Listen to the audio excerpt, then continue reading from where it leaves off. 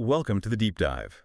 We're here to take complex stuff and, well, really uncover the core insights for you. Today, we're plunging into tax regulations, specifically something called the Excess Business Loss Limitation. You might hear it called EBLL. Now, this is pretty crucial for anyone who owns a business or maybe has income from different sources. It's basically designed to limit how much business losses can actually offset your other income. So if you've ever wondered, how those really big business losses get treated on the tax return, or maybe how the government stops people from wiping out all their taxable income with them, well, you're definitely in the right place. We've got some great material to work with today. But before we really get into it, just a quick reminder, this deep dive is based on material from Farhat lectures. All the content, the examples, the explanations we'll be discussing, they're all derived from the comprehensive accounting resources over at farhatlectures.com. So whether you're an accounting student, maybe studying for the CPA exam, or you're already a professional, definitely visit the website. They've got additional practice questions, video lectures, lots of detailed support to really reinforce what we talk about today. And a special thanks to Professor Farhat for providing this valuable material for our discussion. Okay, so let's unpack this. Excess Business Loss Limitation, EVLL. What's the big idea here, and maybe why was this rule even put in place? Right. Well, what's really interesting, the core purpose, it's to limit how much of your non-business income can be sort of sheltered from tax because of business losses. And when we say non-business income, think about, your regular W-2 wages, maybe commission income from a 1099, stuff like that. The goal is really to prevent losses from getting so large that they just completely zero out all your other taxable income. Okay, so it's like a backstop. Exactly. It stops those massive losses from wiping everything else off the map tax-wise. This was a big piece of the Tax Cuts and Jobs Act back in 2017, actually. Okay, TCJA. Yeah. Before that, there was this concern, especially with high-income folks, that they could use really large business losses, maybe paper losses sometimes, to completely eliminate tax on their salary or investment income. This rule aimed to address that, make sure everyone pays some tax. So for the average person, maybe not a huge corporation, just a non-corporate taxpayer, if they have one of these excess business losses, what actually happens? Does it just vanish? No, definitely not. That's a key point. It's not immediately allowed as a deduction that year. That's the catch.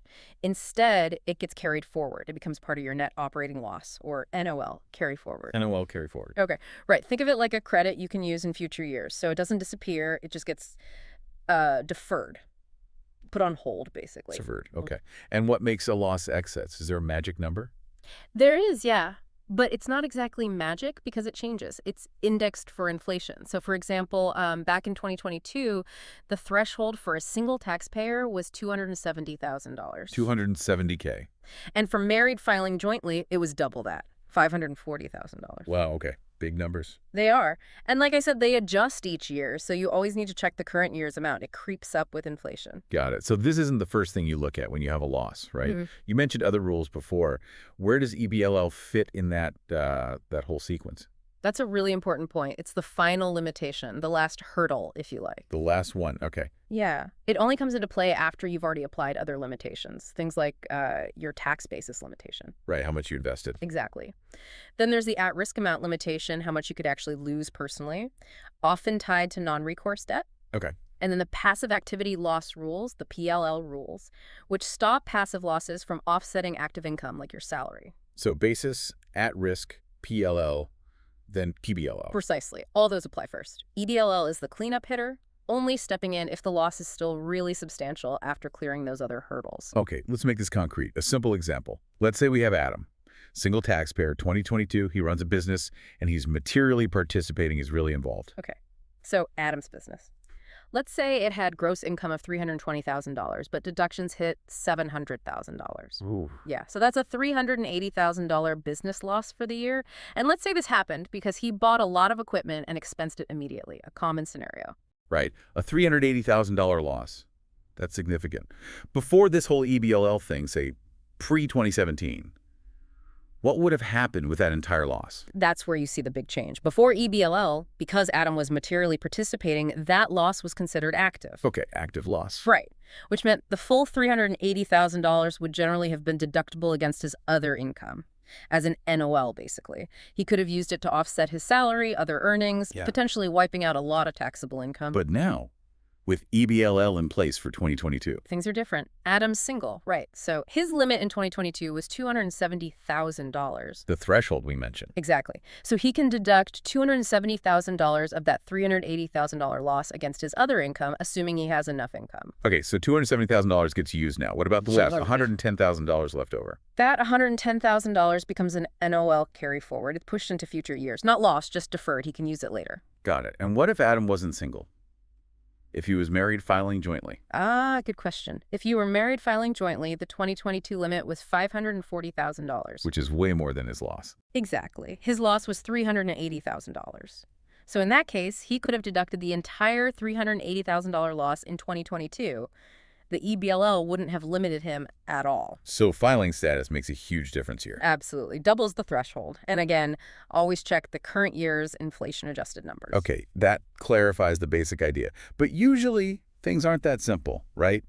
Let's make it messier. Let's do it. Real life is often messier. Okay, here's Alex. It's 20x3. Alex has a real mix of income going on. $10,000 interest income, that's portfolio income, right? Correct. Income from investments generally. Then $5,200 share of ordinary income from the XYZ partnership.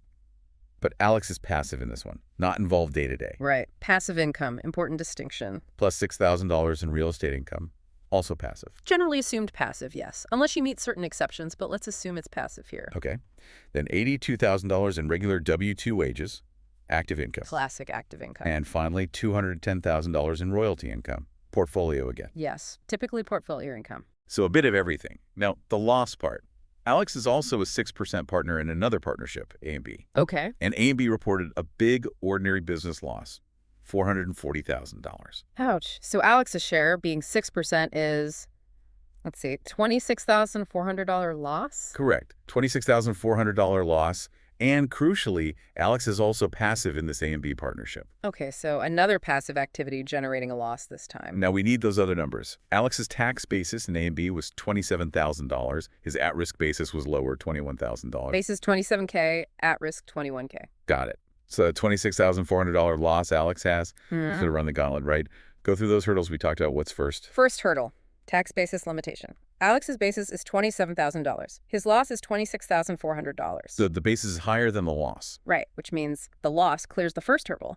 No loss suspended due to basis limits. Yeah. The full $26,400 moves on. Okay, hurdle 1 cleared. What about number 2, the at-risk limitation? This is where it gets tighter. Alex is only at risk for $21,000. But the loss trying to get through is $26,400. Exactly. So the amount of loss that exceeds his at-risk amount gets suspended. That's $26,400 minus $21,000. Which is $5,400. So $5,400 gets stuck here, suspended under the at-risk rules. Correct. That leaves $21,000 of the loss potentially deductible, $26,400, so $5,400.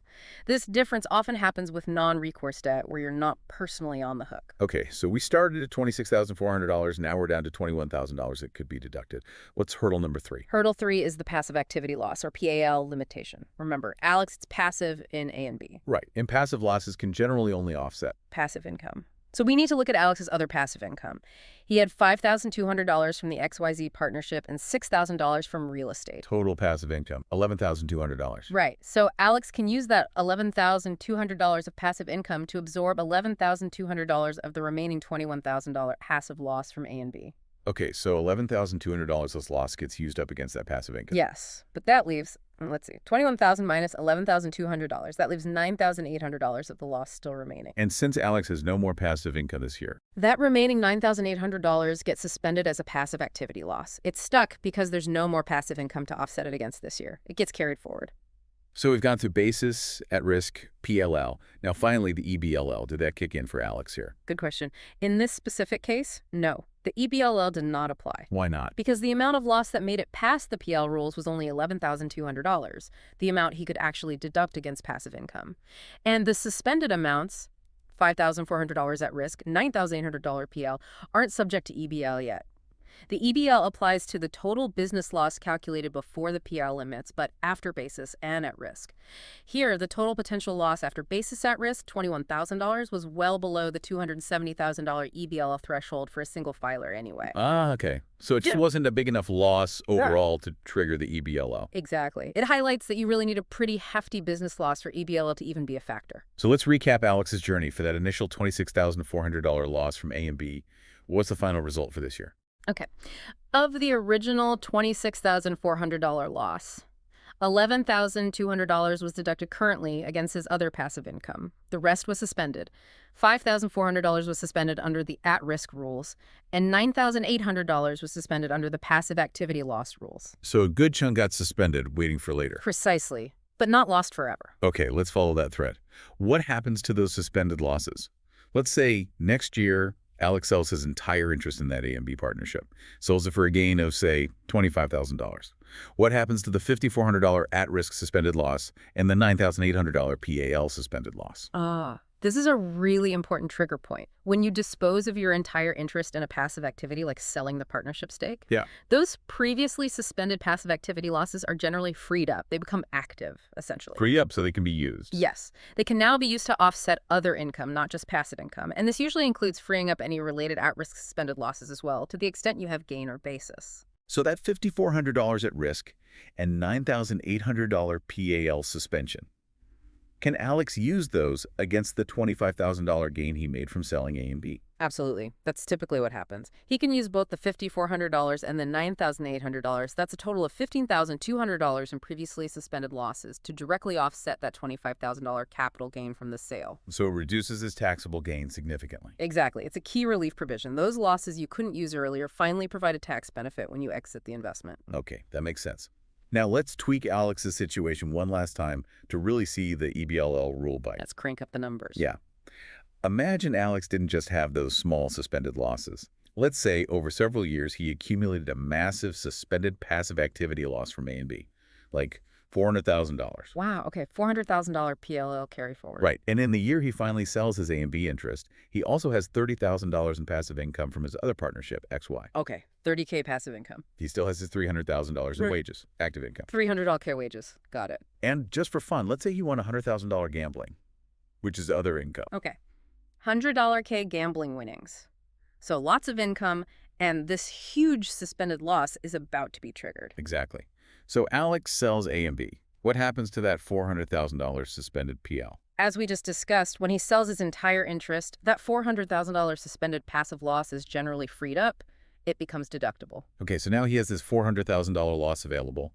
How does he apply it against all that income? Where does it go first? First, you still follow the ordering. He uses it against any other passive income he has in that year. Which was the $30,000 from the XY partnership. Right, so $30,000 of the $400,000 loss immediately offsets that $30,000 of passive income.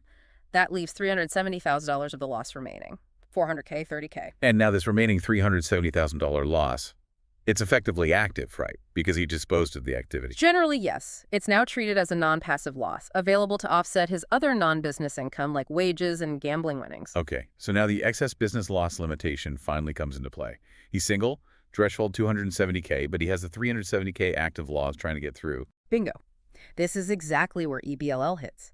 Even though he has this $370,000 active loss available and plenty of other income, $300 K wages plus $100 K gambling, $400K, he can only use $270,000 of that loss in the current year. The EBLL cap for a single filer. Precisely. That's the limit on how much total net business loss, including previously passive losses freed up on disposition, can offset non-business income in 1 year. So thinking back again, before the TCJA rule, Alex might have used that full $370,000 loss against his $400,000 of other income, right?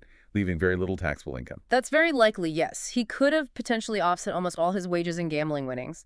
But the EBLL prevents that now. So he uses $270,000 this year. What happens to the remaining $100,000 of that loss? $370K, $270K, is that lost? No, again, good news, it's not lost. That remaining $100,000, the amount allowed by the EBLL, is carried forward as a net operating loss, NOL carry forward.